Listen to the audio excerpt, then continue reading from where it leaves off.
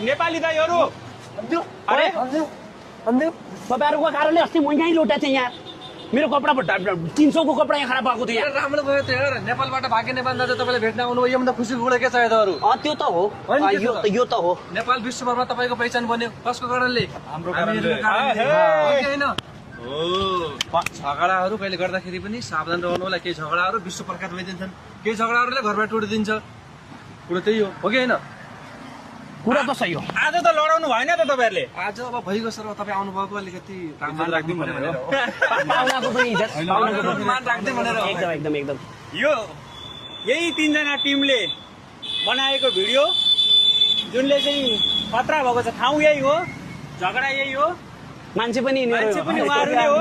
तर उहाँको सेतो कपडा छैन गयो सेतो कपडा गयो अब धुनु पनि मिलेन त त्यो खराबै भइहाल्यो हो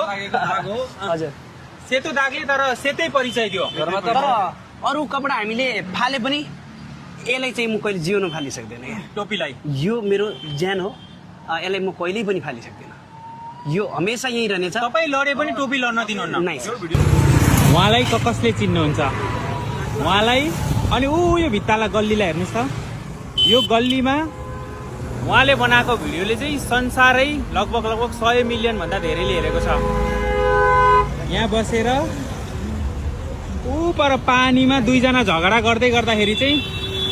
शिरमा टोपी लाएर चाहिँ झगडा गर्नुहुन्न है भनेर दीपक सावतले गर्दा तपाईँ अब मान्छेहरू झगडा गर्यो भने छुट्याउन जाने कि नजाने अब मुस्किलै छ सर यस्तो लडिदो रहेछ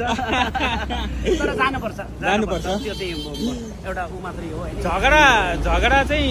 गर्दाखेरि छुट्याउन जाँदा जे हुन्छ त्यो कुरा चाहिँ उहाँले एउटा कमेडीमा देखाउनु भएको छ हजुर तपाईँको साथीहरू कता हुनुहुन्छ आउँदै हुनुहुन्छ सर 2 मिनेट भित्र पुग्दै हुनुहुन्छ यहाँतिर त्यसमा हामी सुट गरेको त्यही हो हजुर कतिर गएर हामी त्यही जान्छौँ ल म दिल्लीमा छु